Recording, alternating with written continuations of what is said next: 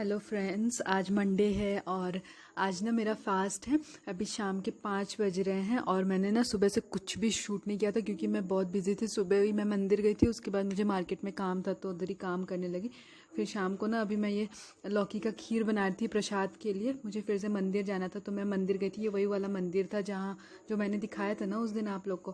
फिर मंदिर से आने के बाद मैंने फलाहार किया। पहले मैंने लेमन वाटर पिया, फिर वही प्रसाद जो था उसको खाया। फिर ना मुझे याद आया कि मेरे बहुत सारे कपड़े ऐसे ही पड़े हुए थे तो उनको मैंने तय कर करके रखा। फिर उसके बाद मेरा ना बहुत मन हो रहा था कि क्राफ्ट वाले कुछ काम करूं, लेकिन मुझे बहुत हेडेक भी हो रहा था। तो फिर मैं गई नीचे और लस्सी बनाया मैंने रोज़ सिरप डाल के। फिर उसको पिया हम लोगों ने और फिर उसके बाद मैं बैठ के अपना क्राफ्ट वाला छुटमुट का कुछ कुछ काम कर रही थी। फिर मुझे याद आया कि मुझे डेंटल का भी वीडियो बनाना था आप लोगों के लिए। तो फिर मैं वही टॉपिक सोच रही थी, डिसाइड कर रही थी क्या करूँ। तो सोचा कि एक और बेसिक टॉपिक है डेंटल केरीज, जिसके बारे में बहुत लोगों को मतलब आइडिया नहीं होता है कि स्टार्टिंग में कब आइडेंटिफाई करें और क्या ट्रीटमेंट करवाएं। तो आइए आज इसी के बारे में बात कर लेते हैं। हेलो फ्रेंड्स, आज का टॉपिक है केरीज। केरीज यानी कि जो आम लैंग्वेज में ज़्यादातर लोग कहते हैं दांतों में गड्ढा हो जाना, सड़न हो जाना या खोखला हो जाता है दांत, उसके बारे में आज बात करते हैं। तो सबसे पहले ये बात करते हैं कि केरीज होता कैसे, सड़न कैसे होती है दांतों में। इसका मेन रीज़न जो है ना वो आपके फूड पार्टिकल्स हैं। अगर दांतों के बीच कहीं भी खाना फंस रहा है और वो लंबे समय तक आप साफ़ नहीं कर रहे, वहाँ फंसा रह रहा है, तो बैक्टीरिया जो है ना उन फूड पार्टिकल को यूटिलाइज करके और उसको एसिड में कन्वर्ट करती हैं और जिसकी वजह से ये सड़न होता है। तो तो किन लोगों में ये ज़्यादा होता है, जैसे अगर आप ब्रशिंग नहीं कर रहे हैं प्रॉपरली तो ये तो एक रीज़न है ही। ऊपर से ज़्यादातर जिन लोगों के दांत टेढ़े मेढ़े होते हैं ना उन लोग को ब्रशिंग करने में बहुत डिफ़िकल्टी आती है।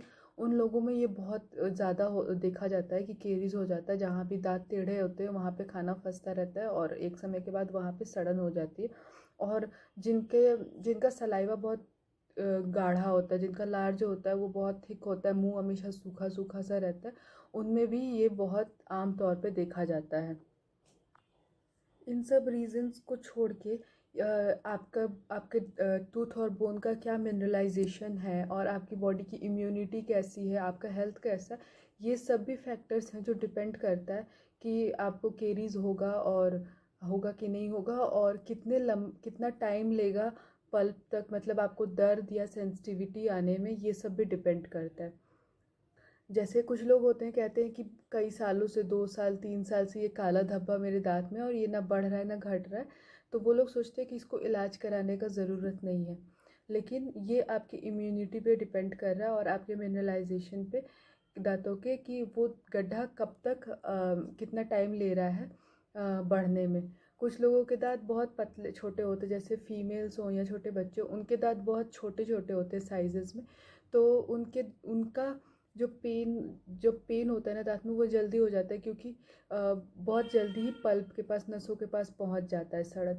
और कुछ जो जैसे जेंट्स होते हैं या जिनका बल्क दांतों का एक्स्ट्रा होता है, वो इतने जल्दी नहीं उनको इतने जल्दी पेन नहीं होता है, वो काला धब्बा रहता है और थोड़ा ज़्यादा टाइम लग जाता है। या तो दांतों का मिनरलाइजेशन, अगर कैल्शियम ये सब अच्छे से ना हो तो जल्दी से ही जैसे ही केरी स्टार्ट होगा तो दांत टूटने लगता है और उसके बाद पल्प एक्सपोजर हो जाता है और पेन और सेंसिटिविटी आने लगती है। जैसे कि ये वाला आपका दांत है, जैसे ये दांत है, तो ये जो दांत है इसमें हमारे दांतों में जो है 3 लेयर होती हैं। ये होता है इनेमल, जो सबसे बाहर वाला लेयर होता है जो आपको दिखाई पड़ता है। ये होता है डेंटिन और उसके अंदर ये एक तीसरा लेयर होता है, ये होता है पल्प। पल्प जो होता है ये नस होती हैं आपके दांतों की। ये आपके दांतों के जड़ होते हैं, जो आपको दांत सिर्फ ये ऊपर वाला हिस्सा दिखाई पड़ता है, ये नीचे वाला आपके मसूड़ों में दबा रहता है। तो होता क्या है ना कि जब जैसे सड़न यहाँ से शुरू हुआ या यहाँ से शुरू हुआ तो पहले तो इनेमल में होता है, तो उस वक्त आपको कोई भी तकलीफ नहीं होगी, मतलब ना झंझनाहट होगा ना दर्द होगा। उस वक्त बस आपको एक काला धब्बा दिखेगा या तो आप कहोगे कि खाना बार बार एक जगह पे फंस रहा है। तो इस पॉइंट पे इलाज करा लेने से जैसे आपका टाइम भी बच जाता है, बस आधे घंटे में 45 मिनट में क्या होता है कि डॉक्टर्स इसे क्लीन करके और वहाँ पे फिलिंग कर देते हैं, तो फिर आपका दाँत जो होता है वो नॉर्मल स्ट्रक्चर में आ जाता है और आपको कोई प्रॉब्लम भी नहीं होता, ज़्यादा खर्चा भी नहीं लगता, ज़्यादा टाइम भी नहीं लगता और कोई दवाइयाँ भी नहीं लेनी होती है और उसी टाइम पे आपका इलाज हो जाता है। अगर आप इस स्टेज पे इलाज नहीं कराते हो, अगर ये केरीज बढ़ता रह रहा है बढ़ता रह रहा है, तो ये पहुंच जाता है डेंटिन के पास। जब सेकेंड लेयर डेंटिन के पास पहुंचेगा तब आपको झंझनाहट शुरू हो जाता है, हल्का फुल्का ठंडा पानी लगना, और कभी कभी ऐसा होता है कि खाना खाने पे अगर जब प्रेशर लगता है तो थोड़ा सा दर्द हो जाता है। तो इस पॉइंट पे भी पहुंचता है। तो अगर स्टार्टिंग में ही आप आ जाओ जब हल्का सा ठंडा का झंझनाहट स्टार्ट हो रहा है, तो इस टाइम पे भी फिलिंग से आपका इलाज हो जाता है। लेकिन अगर इस स्टेज पे भी आप इग्नोर कर देते हैं और नहीं आते हैं, तो ये केरीज बढ़ते हुए आपके पल्प तक पहुंचता है और पल्प तक पहुंचता है तब आप ये पल्प को इन्फेक्ट कर देता है और ये पूरा नस खराब हो जाता है और इस टाइम पे आपको ठंडा गर्म और दर्द सब कुछ लगने, ठंडा और गर्म दोनों लगेगा और दर्द बहुत ज़्यादा होने लगता है। और तब हमारे पास कोई इलाज नहीं होता, तब हम सिर्फ या तो आरसीटी मसाला भरने से उस समय ट्रीटमेंट नहीं हो पाता है।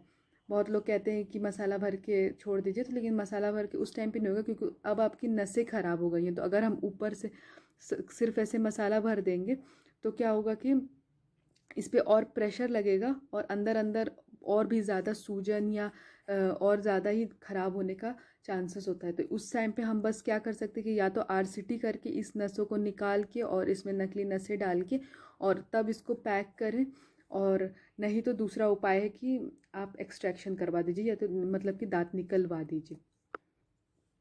इसीलिए कहा जाता है कि स्टार्टिंग के स्टेज में ही इलाज करा लेना चाहिए, उसमें आपका ना ही ज़्यादा समय लगेगा ना पैसा लगेगा। और जब भी अगर केस बढ़ गया, मतलब कि अगर आरसीटी करना पड़ा या एक्सट्रैक्शन करना पड़ा, तो लंबा समय भी लगता है, 2 से 3 दिन लग भी जाता है और दवाइयाँ भी लेनी पड़ती हैं और खर्चे भी ज़्यादा बढ़ जाता है।